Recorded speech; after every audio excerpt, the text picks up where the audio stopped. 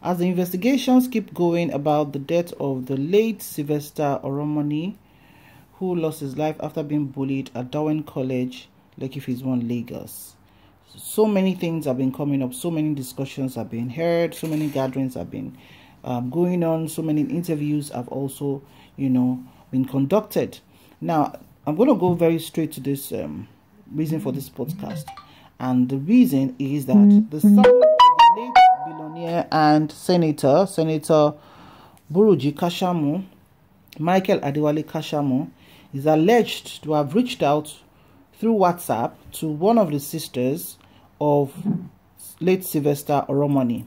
Now you can imagine, because with all these cases going on, how sober the boys should be and all of that. But apparently, allegedly, it doesn't seem to be sober, especially late Buruji Kashamu's son.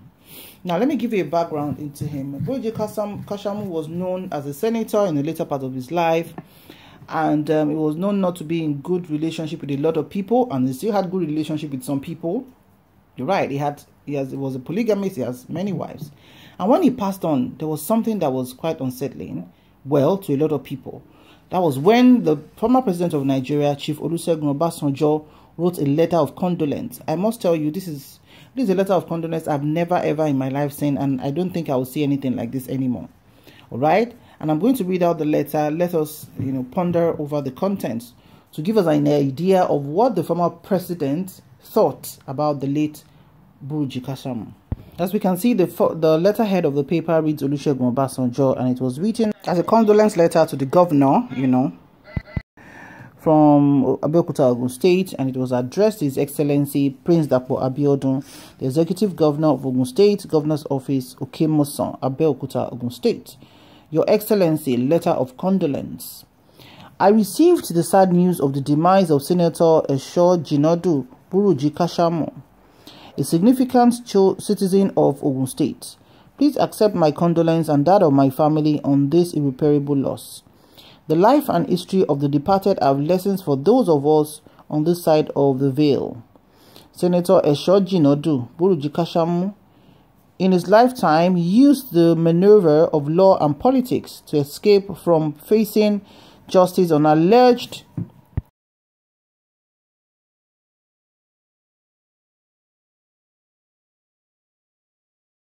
criminal offense in Nigeria and outside Nigeria.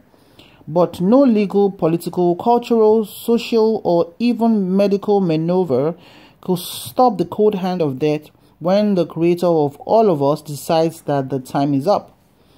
May Allah forgive his sin and accept his soul into Al-Jannah, and may God grant his family and friends fortitude to bear the irreparable loss. Yours sincerely, signed, Olusegun Obasanjo. Now, if you take a good look at this, it's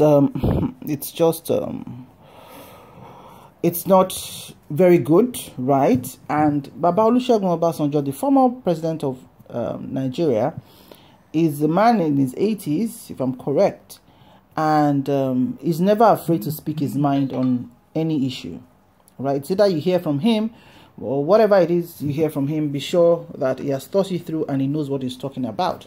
When he was the president, the United States actually wanted for repatriation of the late Buruji Kashamu, but he used everything. He became a senator, so he had the immunity cover. He used everything. He was like the bull, right?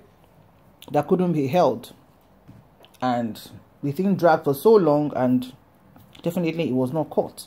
So that's the kind of precedence that a lot of people have about Buruji Kashamu.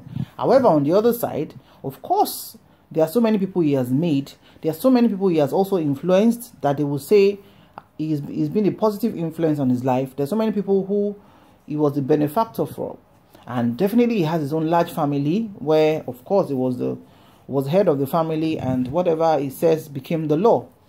Now, moving on with these incidents that happened. And also we need to remember, I also remember at that time that he joined the betting company, establishment. He had a betting company also, and he was on Baba Ijebu. If you're very familiar with betting in Nigeria, you will be, I don't know what the corporate name is, I shall know, we call it Baba Ijebu. And they had a very huge torso, right and left. It was a drag. Baba Ijebu is the owner, is Baba Chief Buruji Kashamu, who is still alive and well, though I think he's in his 90s now. He's the owner of Golden Gate, and he also had, he has the betting company, which is still in existence. He had a drag and pull with Buruji Kashamu, and from what we saw, there was a video that circulated online then, where, you know, Buruji Kashamu was ill because apparently he died last year. Apparently he had COVID-19 and he was in severe pain. So if you know him very well, if you take a look at his pictures, you can see that he's a very huge man, very tall and huge. So, and COVID was raging him and all that. He got the best of treatments, trust me. I think one of the best hospitals in Lagos. But you know, when death comes calling, and in his moments in this last moment, he put a call through to Baba Buruji Kashamu, which is what we saw on Baba's side, because Baba did that video where Kashamu was pleading and begging Baba that he's going to drop all the cases against Baba. Baba should pray for him. Baba should forgive him for everything he's done. If you go on YouTube, I'm sure somewhere you're going to find the video, but the video was really out at that time. And he insisted that Baba should pray for him. Baba said, well, if you promise that you're going to drop the charges against me in the court. He said, yes, that his lawyer, he just spoke with his lawyer. He has told the lawyer to drop the charges, but he has to call him one-on-one to, you know, to tell him to apologize to Baba, and also for Baba to pray for him. So this was, you know, the kind of whatever people knew about him. I'm not judging him. Perhaps, you know, the good things or wonderful things he's done, because I think some people, when he was buried, some people in his community, we saw a video of people, you know, saying he was very kind to them and everything. So everybody has their own perspective about it. So perhaps you have a contrary perspective, or you have a perspective of his positive influence. Please remember to share in the comment section, because I try to keep things as balanced as possible. Okay, now moving to the main gist. I just give a background of who his father is, because you can't talk about Micheal Kashamu, the son at Dowen College, without talking about his precedents. So his son Micheal is alleged to have sent a flurry of messages to Slyvester's sister, one of the sisters, and there are some things in that message that was quite heartbreaking. So let me quickly do a run on those messages. Okay, so beating him till he died is what he deserves, said to be said by Slyvester's sister. Then the alleged Kashamu is said to be the one on the left, which says, that boy never died in school, he died in the hospital.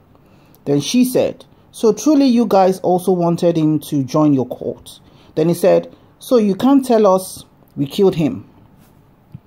So you can see the exchange between both Slyvester's sister and Micheal Kashamu, allegedly. From the beatings you gave him, he died in the hospital, so he said. Then she said, from the beatings you gave him, you know, get money pass us. That's what he said. Then she said, so that's why you want him to join court or what? It doesn't make sense at all. Why pick on that boy? Then he responded, I said you don't know what he did. Then she said, what did he do? Does that give him the right to bully? Does that give him the right to bully someone? She said, I'm talking to you very nicely, he said. But you just said your name wasn't mentioned in the case. Then he responded, you don't know who our parents are in the whole of Dowen College. No teacher can talk nonsense to us. We get away with everything. And you think because of the dead stupid boy something would happen to us? Oh wow, this is quite mouthful, I must say. If truly Micheal Kashamu is still feeling this way, and he had the guts, you know, to still engage Slyvester's sister to say they get away with everything, then we are in a big situation, honestly. Okay, let's go on. So beating him till he died is what he deserves. That boy never died in school, he died in the hospital.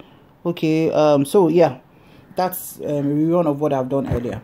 So guys, this is quite heartbreaking. Honestly, if you have a child in our beloved country Nigeria right now, your heart should start palpitating. That's the truth of the matter. Your heart should start palpitating. This is just one out of the million cases that we've heard, that we know. What is happening everywhere, we do not know. What is happening in your child's school, possibly you are not aware. So if you've not sat your child down to have a discussion, when I mean discussion, not a discussion of daddy and mommy, a discussion of friends, let us gist. What is going on? What do you feel about so things? Because it might not happen to them directly. It might be somebody else in the classroom or in their hostels. But they are unable to speak or express themselves. So what exactly are we doing? If a teenager can have this effrontery to say all these that Micheal Adewale Kashamu is alleged to have said, then there's a problem. There's a problem. Okay, now let's take it from the home. People are always saying the school, the school, the school. I agree 100% that the school has a lot of work to do. But the truth of the matter is, if you do not put the home in order, right, the school is not going to do the work for you. The school will try. And most of the time, the school is even unable to do so much. Let's give an example. Look at the record. Look at the precedents that he said that his father has set already. Right?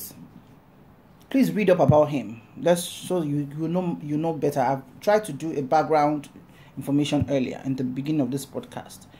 Do your research. Go on Google. Go and Google him. Read what you're going to have about him. And also take your time to also check his political activities and all of that. When he was alive. You can have your own, opinion. But if, for example, all those things about Buruji Kashamu online are true, would you say a fruit will fall far from the tree? I don't think so. I don't think so. I do not think so. Because charity always begins at home. For Slyvester, a 12-year-old boy, to have refused to have engaged into the group, I don't want to call the name because of YouTube. If it was as he said that he refused to join them, right? Then definitely it's from the home. It's the fear he has from the home. It's the culture at home. It's the home training that is making him say no. So, but how safe are the children in general? How safe are the children? So does it mean because we have so much money and wealth, our child will have an effrontery? It's ridiculous. It's ridiculous. And they will say, in Nigeria, there's a kind of immunity around people who are riches, who are wealthy. You cannot talk to them. You cannot chastise them. You cannot advise them. You cannot say things the way they are because you're scared. Right? When God in his own mercy is there for everybody, we all know the right from the wrong, except you don't want to say the truth. Except maybe you're afraid of saying the truth. Nobody is bringing any new case against Buruji Kashamu here or his son. It's what we are seeing. And look at the pattern and the trend. If truly Micheal Kashamu wrote that to Slyvester's sister, then I must say it's a wake-up call for everybody, for every parent, because this case is not just a Nigerian case. It has become an international case. And people are traumatized. People cannot sleep. Even all the other parents in that school. Look at this parent now. She was called out also, Joy Edodu. That her child, Edwards Brown, was one of those who was involved in the whole issue. And she came out to say, oh no, nobody should talk like this. Our child was a day student. He was not in school on that day. And all of that. Justice will prevail. We'll get to know who and who is not involved. But if these parents knows what is best for them, they had better just keep quiet and tell their children to shush their mouth so that they don't get into further trouble because they're already in a big mess as it is. So that's my own take. So if perhaps you have a teenager or you even have a 2-year-old child who steps out to go to school, please sit them down, speak with them, know them and understand what is going on in their minds. Because if this is going on in the rich man's school, so to speak, what is going on in the middle class school? What is going on in the poor man's child's school? So I don't think it's a time for you and I to rest as Nigerians, whether you're in Nigeria or you're in the diaspora. It's time for us to have discussions. It's time for us to try and contribute because there's really no place like home. Nigeria is our home and we cannot watch our children, go this route. It is so totally unacceptable and we've lost so much values in the name of modernity, civilization, and, you know, the jet age spirit. Thank you so much for watching. I'll see you in my next video. Bye for now.